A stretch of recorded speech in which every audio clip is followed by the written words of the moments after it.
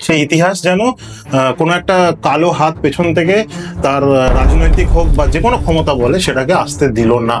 যে দে দি তুনে আজাদি বিনা খড়গ বিনা ঢাল। 41 জন বাঙালির ফাঁসি, তারপরে বহু বিপ্লবীর দীপান্তর, এছাড়াও যে এত মানুষের আত্মোৎসর্গ, সবকিছুকে ভুলিয়ে দেওয়া হলো শুধুমাত্র একেবারেই যে একটা অদ্ভুত উপায় চরকা কেটে নাকি স্বাধীনতা চলে এসেছিল। অ্যাকচুয়ালি লৌহ মানবের জায়গায় বলা উচিত মরচে পড়া লৌহ মানব, তাহলেই হয়তো ব্যাপারটা ঠিক হবে। কারণ এনারা কেউ চাননি ভারতবর্ষকে এক রাখতে, এনারা ভারতবর্ষকে ভেঙেছিলেন কারণ এনাদের মসনদে বসার যে অভিসন্ধি ছিল। একবার রবীন্দ্রনাথ ঠাকুর একবার গান্ধীজিকে প্রশ্ন করেছিলেন যে আপনি ভারতবর্ষের স্বাধীনতা আমি কি করে আপনাকে সহযোগিতা করতে পারি বলুন। সেখানে গান্ধীজি বলেছিলেন দৈনিক 8 ঘন্টা চরকা কাটুন। তা এক অদ্ভুত প্রস্তাব ছিল। রবীন্দ্রনাথ ঠাকুর পরিষ্কার হেসে বলেছিলেন যে যদি 8 ঘন্টার মানে যদি চরকা কাটলে স্বাধীনতা আসে তাহলে 8 ঘন্টা কেন, আমি সারাটা দিন চরকা কাটবো। নেতাজির সেই সময় পরিকল্পনা ছিল যে ইম্ফল থেকে সমস্ত কামানগুলোকে নিজেদের দিকে নিতে হবে, ব্রিটিশের সব অস্ত্রশস্ত্রকে নিজেদের দিকে নিতে হবে, তাহলে আমরা কেউ কখনো কাউকে স্বাধীনতা দিয়ে দেয় না, এটা আমরা সব জায়গাতেই জানি। আজ আমরা পরিষ্কার কোনো একটা আন্দোলন করতে গেলেও দেখি যে এই আন্দোলন বিভিন্নভাবে বাধাগ্রস্ত হচ্ছে, কারণ খুব স্বাভাবিক কোনো মানে শাসক চাইবে না যে তার কোনো ক্ষমতা, তার কোনো ক্ষমতা কমে যাবে। একইভাবে নেহেরু জিন্না যে মাসনাদের লোভ দেখে ফেলেছিল, তাদের পক্ষে সম্ভব হয়নি সেখান থেকে সরে আসা। সেই রাজনীতিটা আর আজকের রাজনীতিটা কতটা আলাদা, বা তিনি অ্যাকচুয়ালি তার এই রাজনীতিটা দিয়ে বা তার মতাদর্শটাকে দিয়ে ভারতবর্ষকে কোন পথে চালনা করতে চেয়েছিলেন?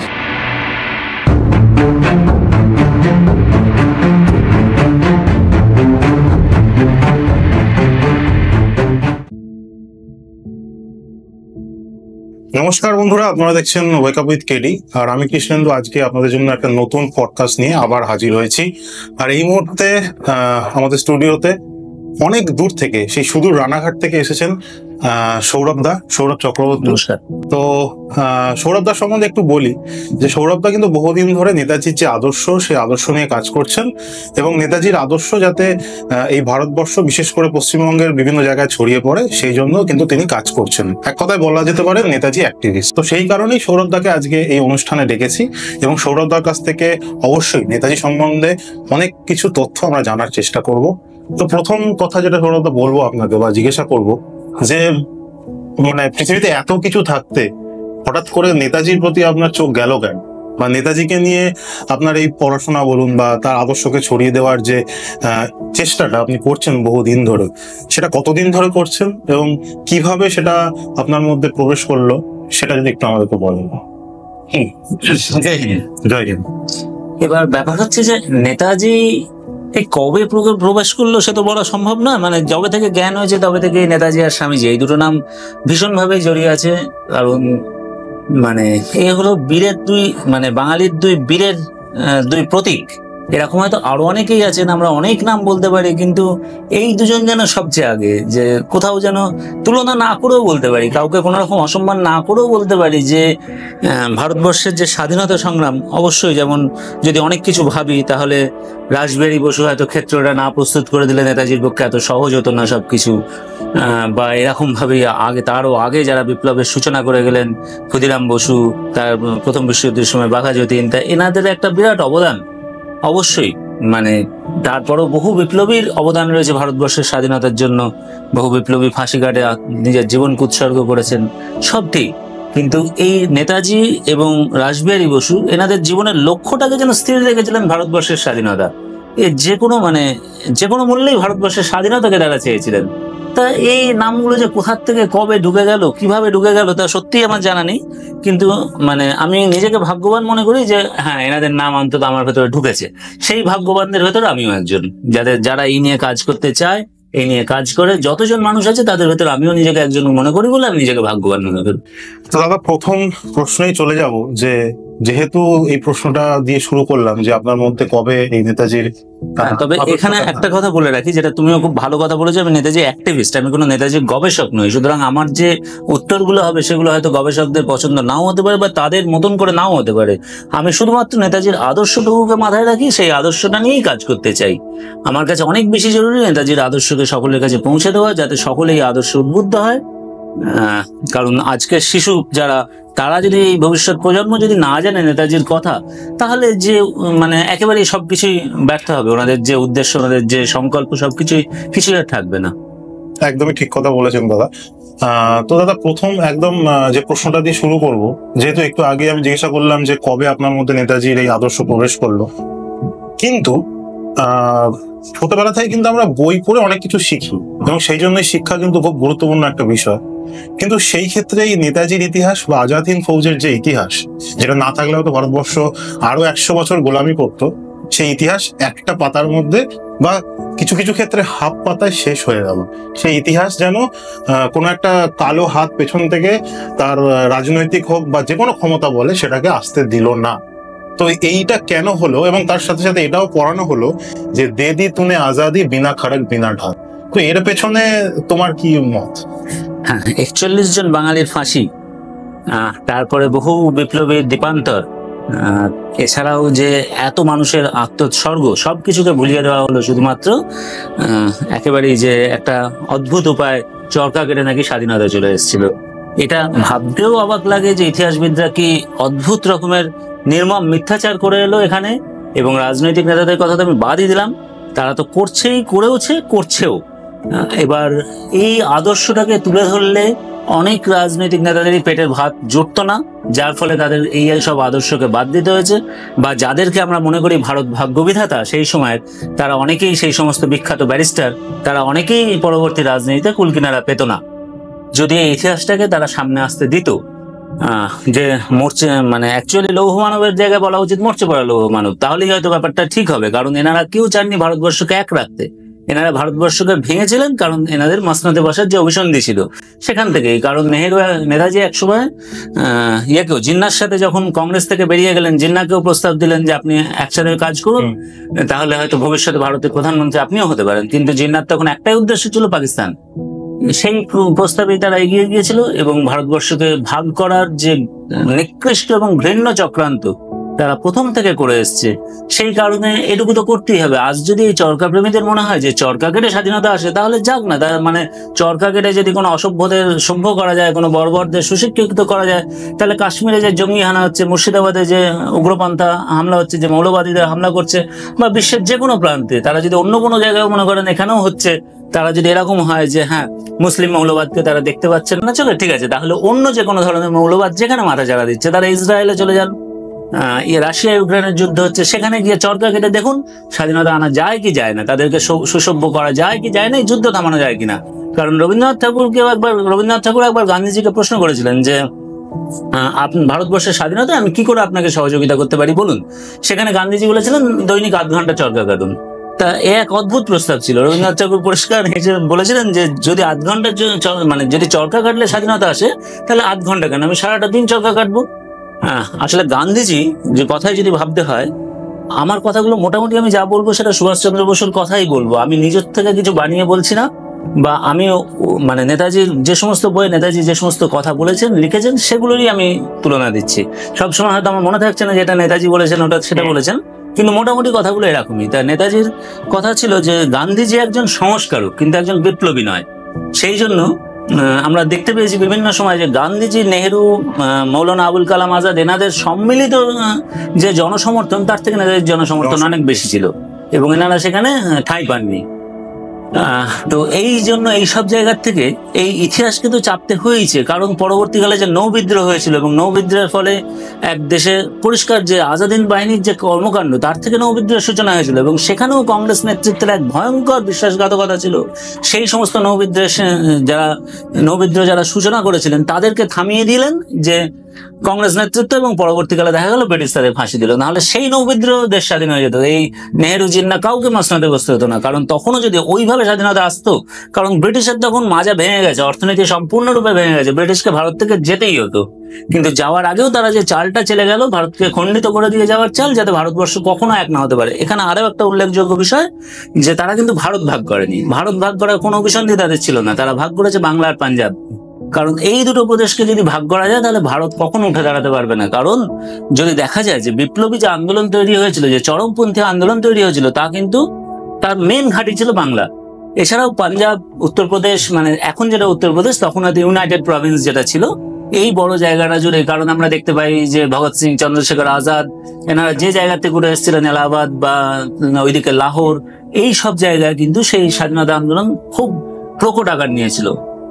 তাহলে এই সব কারণে ভারতবর্ষের ইতিহাসকে পরবর্তীকালে তো অত্যন্ত নোংরা ভাবে চাপা হলোই। এবং এটার কি যুক্তি যে এটা একমাত্র তাদের যে মানে চারিত্রিক দুর্বলতা সেটাকে ঢাকতে তারা আজাদিনদের কর্মকাণ্ডকে ঢাকতে বাধ্য হলেন। কারণ তারা দেশের ইম্ফল পর্যন্ত তারা ঢুকেই পড়েছিলেন এবং নেতাজির সেই সময় পরিকল্পনা ছিল যে ইম্ফল থেকে সমস্ত কামানগুলোকে নিজেদের দিকে নিতে হবে, ব্রিটিশের সব অস্ত্রশস্ত্রকে নিজেদের দিকে নিতে হবে, তাহলে আমরা পরবর্তীকালে যখন বাংলায় ঢুকবো তখন এই পাহাড় পর্বত আর থাকবে না, তখন সমতল ভূমি থাকবে, তখন ব্রিটিশের এই উন্নত সমরাস্ত্র আমাদের কাজে লাগবে। এই প্রসঙ্গে যতদূর মনে পড়ে মানে আজাদিনদের প্রচার সচিব যেটা বলেছিলেন ASIR, যে আমরা ব্রিটিশের কাছে হারলাম শুধুমাত্র তাদের উন্নত সমরাস্ত্রের কাছে, আমাদের কাছে আধুনিক সমরাস্ত্র ছিল না বলে আমরা হারলাম, না হলে কিন্তু এই যুদ্ধে আমরা তাদের থেকে অনেক বেশি, আমাদের কাছে মানে কি বলবো, ওনাদের কাছে অস্ত্র কম ছিল, খাদ্য কম ছিল, কিন্তু তা সত্ত্বেও ওনাদের একটাই ইচ্ছা ছিল ভারতবর্ষের স্বাধীনতা। যারা ভারতবর্ষকে কখনো দেখেননি তারা পর্যন্ত সেই স্বাধীনতার যুদ্ধে, এই যুদ্ধটা তাদের কাছে শুধু একটা যুদ্ধ ছিল, কিন্তু আইএনএর হয়ে যারা লড়েছিল তাদের কাছে একটা যুদ্ধ ছিল, জীবন মৃত্যু ছিল, তাদের কাছে একটা আবেগ ছিল। নেতাজি তো একটা নাম নন, তিনি একটা আবেগ। সেই আবেগের টানেই, সেই আদর্শের টানেই আজও মানুষ কিন্তু নেতাজির নাম করে যাচ্ছে। কিন্তু আজও যদি দেখা যায় যে সেই সময় যেটা হয়েছিল, তাদের জনসমর্থন অনেক কমে গিয়েছিল গান্ধী নেহেরু। বর্তমানেও যদি আমরা ভাবি যে নেতাজির যে সত্যিকারের ইতিহাস এতদিন তো চাপা রাখা যায় না, এবং কিছু কিছু করে আজ প্রকাশ্যে আসছেই, এবং যেটা একদিন সত্যিকারের প্রকাশ্যে চলে আসবে সেদিন দেখা যাবে যে সত্যি সেই দিনকার ইতিহাসটা কি ছিল। তা এটুকু পরিষ্কার যে তারা শুধুমাত্র নিজেদের অক্ষমতাকে ঢাকতে এই আজাদিন বাহিনীকে নিচে নামালেন, এবং এত মানুষের আত্মবলিদানকে তারা সম্পূর্ণ অস্বীকার করলেন। যেখানে সুভাষচন্দ্র বসু শহীদ স্বরাজ দ্বীপপুঞ্জের নাম রাখলেন, সুভাষ দ্বীপ রাখেননি উনি কোথাও, বা উনি অন্য কোনো নিজের বাবা মায়ের নামেও কোনো দ্বীপ রাখেননি। উনি রেখেছিলেন এই সমস্ত মানুষদের বলিদানকে স্মরণ করে রাখার জন্য শহীদ এবং স্বরাজ দ্বীপ, যা মাউন্ট ব্যাটেনকে তুষ্ট করতে গিয়ে পরবর্তীকালে নেহেরু এই তোষামোদি করতে গিয়ে, মানে একেবারেই যে আরো নোংরা ভাষায় হয়তো বলা যায়, কিন্তু সবসময় এগুলো প্রকাশ্যে কথা বলা যায় না, তো তোষামোদি করতে গিয়ে পরিষ্কার এই উচ্ছিষ্ট ভোজের মতন সেই সময় সেই নামগুলোকে আবার আন্দামান নিকোবর করে দিলেন। তো আমরা যারা সুভাষবাদের আদর্শ প্রচার করতে চাই তাদেরকে অ্যাটলিস্ট এইটা শুরু করতে হবে যে শহীদ স্বরাজ দ্বীপ আমরা যদি বন্ধ করতে পারি, তাহলে হয়তো এটাও একটা বড় আকার নিতে পারে যে আমরা বলি যে আন্দামান নিকোবর না, শহীদ স্বরাজ দ্বীপ আজ থেকে যদি শুরু করি, সেটাও ভালো হয়। তো এটাই পরিষ্কার। এই তো আজ আমরা সবাই জানি, আজ আমাদের সবার কাছে পরিষ্কার যে বিনা ঢাল কিছু আসে না। ইভেন আমেরিকাকেও স্বাধীনতার জন্য যুদ্ধ করতে হয়েছিল, তখন তারাও অন্য পক্ষ সহযোগিতা নিয়েছিল। আয়ারল্যান্ডকেও যুদ্ধ করতে হয়েছিল, আমেরিকাকেও 7 বছর যুদ্ধ করে স্বাধীনতা আসতে হয়েছিল, আয়ারল্যান্ডকেও 4 বছর যুদ্ধ করতে হয়েছিল স্বাধীনতার যুদ্ধ। সুতরাং রক্তক্ষয়ী সংগ্রাম ছাড়া কোনোদিন কোনো স্বাধীনতা আসে না। ইট ইজ মানে টেকেন, নট গিভেন। কেউ কখনো কাউকে স্বাধীনতা দিয়ে দেয় না, এটা আমরা সব জায়গাতেই জানি। আজ আমরা পরিষ্কার কোনো একটা আন্দোলন করতে গেলেও দেখি যে এই আন্দোলন বিভিন্ন ভাবে বাধাগ্রস্ত হচ্ছে, কারণ খুব স্বাভাবিক, কোনো মানে শাসক চাইবে না যে তার কোনো ক্ষমতা, তার কোনো ক্ষমতা কমে যাবে। একইভাবে নেহেরু জিন্না যে মাসনাদের লোভ দেখে ফেলেছিল, তাদের পক্ষে সম্ভব হয়নি সেখান থেকে সরে আসা।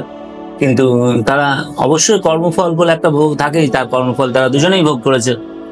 নেতাজি সুভাষচন্দ্র বসুর আইএনএর ইতিহাস তাও বা আমরা যদি সামান্য কিছুটা জানি, কিন্তু নেতাজি হয়ে ওঠার আগে সুভাষচন্দ্র বসুর যে ইতিহাস, সেই ইতিহাসটা হয়তো আরোই অজানা। যারা হয়তো ব্যক্তিগতভাবে নেতাজিকে নিয়ে চর্চা করেন তারা হয়তো কিছুটা এই ব্যাপারটা জানতে পেরেছেন। যেমন তার একটা আধ্যাত্মিক দিক আছে, সাথে তার একটা রাজনৈতিক দিক ছিল, মানুষকে জাতীয়তাবাদী চেতনায় মানে আগ্রহী করার তার একটা ব্যাপার ছিল।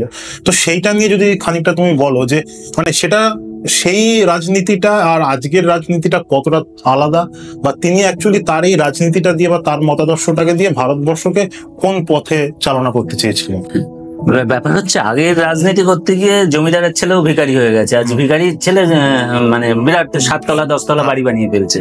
তো এই হচ্ছে রাজনীতির ভেতর যে একটা আদর্শগত পার্থক্য চলেই এসছে, এ তো স্বাভাবিক ব্যাপার। কিন্তু তারপরেও নেতাজির কথাই যদি বলতে হয়, সে ব্রিটিশের সেই সময়কার ভারতের সবচেয়ে বড় চাকরি যিনি প্রত্যাখ্যান করলেন শুধুমাত্র দেশের স্বাধীনতার জন্য নিজেকে উৎসর্গ করবেন বলে। তা সেই ওনার মেধা নিয়ে তো কারোর মধ্যে কোনো সন্দেহ আসতেই পারে না। মাত্র 8 মাস পুরো ICS এ চতুর্থ হচ্ছেন, তা উনি ওই যে একটু আগে যেটা আমি বলতে চাইলাম যে এনাদের কাছে একটাই মানে পাখির চোখ বলতে যা বোঝায় সেটা ওনারা ফিক্সড করে ফেলেছিলেন যে ভারতবর্ষের স্বাধীনতা। কিন্তু এইখানেও বলা যায় যে ওনার কাছে উদ্দেশ্য ছিল যে কোনো মূল্যে ভারতবর্ষের স্বাধীনতা। ওনার কামনার ধন ছিল ভারতবর্ষের স্বাধীনতা, একমাত্র কামনার ধন বলা যায়। কিন্তু তাকেও যদি সেই কামনার ধনকেও যদি কোনো রকম মর্যাদার জন্য তার সাথে কম্প্রোমাইজ করতে উনি রাজি ছিলেন না, মানে ভারতবর্ষের স্বাধীনতা অর্জনের জন্য ভারত মাতার কোনো রকম অসম্মান তিনি কখনোই সহ্য করতে পারেন না, তাতে যদি সেই আদর্শকেও সেই স্বাধীনতাকেও বিসর্জন দিতে হয় তাতেও তিনি প্রস্তুত ছিলেন।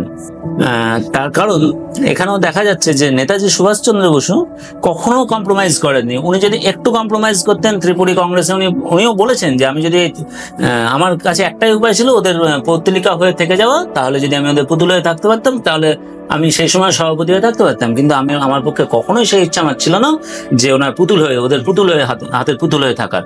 সেই কারণে উনি কখনোই এদের সাথে থাকতে পারেননি। এবং ওনার উদ্দেশ্য ছিল, যেমন নেহেরু একসময় বলে গেল কি যে কমিউনিজম আর ফ্যাসিজমের মধ্যে যদি বেছে নিতে হয় ফ্যাসিজমকেই বেছে নেবো, সরি কমিউনিজমকেই বেছে নেবো। এই প্রসঙ্গে সুভাষচন্দ্র বসু বলেছিলেন যে আমরা যদি বিবর্তনের শেষ পর্যায়ে পৌঁছে যাই তখন এই কথা বলতে পারি, আমরা তো বিবর্তনের শেষ পর্যায়ে পৌঁছাইনি। কোনো কিছু তো স্থির হতে পারে না যে এটাই ঠিক, এটা হয়তো আজকের জন্য ঠিক, কালকে গিয়ে এটা অন্য কিছু আসতেই পারে, এটাই তো বিজ্ঞান। তা এই জায়গায় যেন ওরা কত বড় ভ্রান্ত। আর নেহেরু বলবার সময় বলে এক, করার সময় করেছিল আরেক। সে কমিউনিজমকে পছন্দ করলো, তার কথাতেও যদি ফিরে আসি সে কমিউনিজমকে পছন্দ করলো। কিন্তু যখন বামপন্থীরা মাথাচাড়া দিয়ে উঠলো, সোশ্যালিস্ট পার্টি বলতে পারি, কংগ্রেস যে সোশ্যালিস্ট পার্টি থেকে, কংগ্রেসের থেকে যে চরমপন্থীরা সোশ্যালিস্ট পার্টি, সেই সময় উনি সোশ্যালিস্ট পার্টির নেতৃত্ব গ্রহণ করলেন না, উনি থেকে গেলেন সেই গান্ধীর দিকে। তাহলে উনি বলছেন মিথ্যে কথা, উনি করছেন আরেক কাজ। এইখানে ওনার কাজের এবং করার ভেতরে প্রচুর পার্থক্য। এই জায়গায় সুভাষচন্দ্র বসুর কর্ম আর বলা এই দুটোর ভেতর মোটামুটি একই ছিল। উনি যেটা বলেছেন সেটা করেছেন। উনি অন্তত কাউকে মিথ্যা প্রতিশ্রুতি দেননি যে আমি এটা করবো। উনি আইএনএতেও যাওয়ার পরেও কখনো মিথ্যা প্রতিশ্রুতি দেননি, তা ওনার সৈনিকরাই বলেছে, তা ওনার কমান্ডাররাই বলেছে যে উনি কখনো মিথ্যা প্রতিশ্রুতি দেননি। উনি যেটুকু বলবেন সেটুকুই বলেছেন। উনি যে প্রতিশ্রুতি দিয়েছেন সেটা উনি করেওছেন। কারণ উনি যেমন 43 সালের ওই অক্টোবরে যখন মন্ত্রিসভা গঠন করলেন তখনই উনি বলেছিলেন যে আমরা 2 মাসের ভেতরে, এই বছর শেষ হওয়ার আগে ভারতবর্ষের মাটিতে আমরা পতাকা ওড়াবো। যথারীতি শহীদ সরাজদ্বীপ তো ওনারা উড়িয়েছিলেন। যাই হোক, তা এবার যদি আগের ঘটনাতেই ফিরে আসতে হয় তাহলে উনি সেই সময় চিত্তরঞ্জন দাসের সাথে যোগ দিলেন, দেশবন্ধু চিত্তরঞ্জন দাসের সাথে স্বরাজ দলে। কারণ স্বরাজ দলের সাথে এই গান্ধীর দলের প্রচুর পার্থক্য তৈরি হয়ে গিয়েছিল, তারা রাজনৈতিকভাবে ভীষণ আলাদা ছিল। কিন্তু একটা কথা ঠিক, সুভাষচন্দ্র বসু অনেকের সম্পর্কে অনেক কথা বলেছেন, কিন্তু গান্ধীজি সম্পর্কে উনি কোনোদিন কোনো রকম বাজে কথা কিন্তু বলেননি। উনি এই জিনিসটা আমি জানি না, যে কোনো ভাবেই হোক উনি গান্ধীজির প্রতি ওনার ভীষণ শ্রদ্ধা ছিল। উনি বরাবরই বলেছেন রাজনৈতিকভাবে আমরা বিরোধী, কিন্তু ও যদি সম্মান করতে হয়, ইভেন স্বরাজ দলের প্রত্যেকেও গান্ধীজিকে সম্মান করে, কিন্তু স্বরাজ দল গান্ধীজির থেকে 180 ডিগ্রি বিপরীতে। এবং এই এক দেশবন্ধুর কারণে গান্ধীজি কিন্তু 4 বছর রাজনৈতিক অনশনও, রাজনৈতিক কি বলবো, সন্ন্যাসেও চলে যেতে হয়েছিল।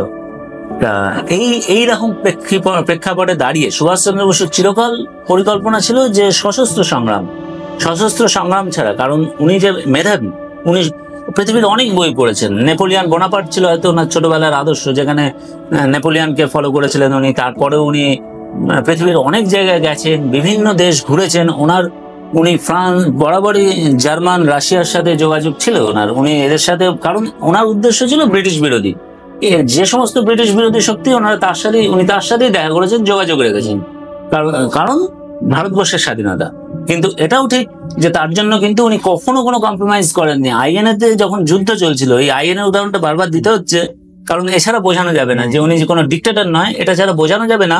এই কারণেই যে যখন তোজো একবার বলেছিলেন যে ওনাকে ওই ভারতবর্ষের প্রতিনিধি হিসাবে গ্রেট এশিয়া সোসাইটিতে ভারতবর্ষের প্রতিনিধিত্ব করতে বলেছিলেন, উনি তখন বলেছিলেন আমি ভারতবর্ষের প্রতিনিধিত্ব করতে পারবো না, সে অধিকার আমার নেই। সেটা স্বাধীন ভারতবাসী ঠিক করবে কে তার প্রতিনিধি হবে। আমি আপাতত আজাদ হিন্দের সর্বাধিনায়ক হিসাবে সেই সভায় যোগ দিতে পারি, সেই সভার দর্শক হতে পারি। তারপরে উনি আরো একবার যখন জাপান তোজোর সাথে এটাই ওনার কথা ছিল যে জাপানি সৈন্যবাহিনী হোক বা আজাদ হিন্দ, যে ভারতের মাটিতে 1 ইঞ্চি জমি আগে দখল করবে সেটা কিন্তু তৎক্ষণাৎ আজাদ হিন্দ বাহিনীকেই হস্তান্তর করতে হবে। এটার কথা কিন্তু জাপানি সৈন্যবাহিনী অক্ষরে অক্ষরে পালন করেছিল। সুতরাং এর থেকে বোঝা যাচ্ছে যে উনি ভারতবর্ষের স্বাধীনতার জন্য সবকিছু করতে পারেন, কিন্তু কখনোই ভারতবর্ষের মর্যাদা বিকিয়ে দিয়ে উনি কিছু করতে রাজি নন। কারণ ভারতবর্ষের ভারত মা, ভারত দেশকে নিজের মা মনে করতে হবে প্রথমত।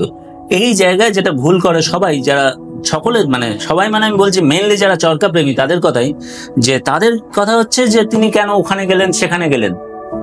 আচ্ছা, এই প্রসঙ্গটা না হয় পরে আসছি। এবার তার আগে যেটা বলবার, যে উনি 1928 সালেও উনি যেটা করেছিলেন, সামরিক অভিবাদন জানিয়েছিলেন তৎকালীন প্রেসিডেন্টকে, কংগ্রেস প্রেসিডেন্টকে। অর্থাৎ ওনার বরাবরই ইচ্ছা ছিল উনি সন্ন্যাসী সৈনিক হবেন। একদিকে সন্ন্যাসীর ত্যাগ, অন্যদিকে সৈনিকের সাহস। এই দুয়ের সংমিশ্রণ না হলে কখনো ভারত মানে একজন মহান ব্যক্তি হয়তো হওয়া যায় না, মহান লিডার হওয়া যায় না।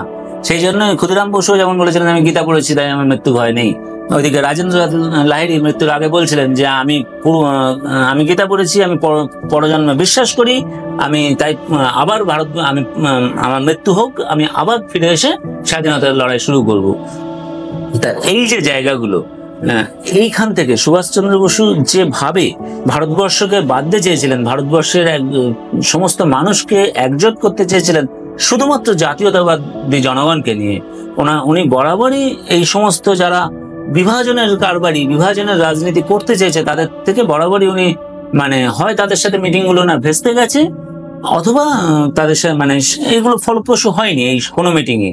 সেই জন্য তিনি যখন কংগ্রেস থেকে বেরিয়ে জিন্নার সাথেও মিটিং করলেন, জিন্নাও পাকিস্তানের দাবিতে এক অনড় ছিল। ওদিকে যখন উনি সাভারকারের সাথে মিটিং করলেন হিন্দু মহাসভার সাথে, তখনও তাদেরও লক্ষ্য ছিল একটাই, যারা মানে আন্তর্জাতিক যুদ্ধ পরিস্থিতির সাথে ওয়াকিবহাল নয়, তাদের কথা ছিল যে শুধু হিন্দুদের ব্রিটিশ সেনাবাহিনীতে ভর্তি করিয়ে তাদের মানে যাতে এরা এই সমরাস্ত্রে শিক্ষিত হয়, এইটা ছিল উদ্দেশ্য। কিন্তু ভারতবর্ষের স্বাধীনতাটা কোথা থেকে আসবে, এই কারণেই উনি এইভাবে মানে এদের থেকে সহযোগিতা কারোর থেকে পাননি।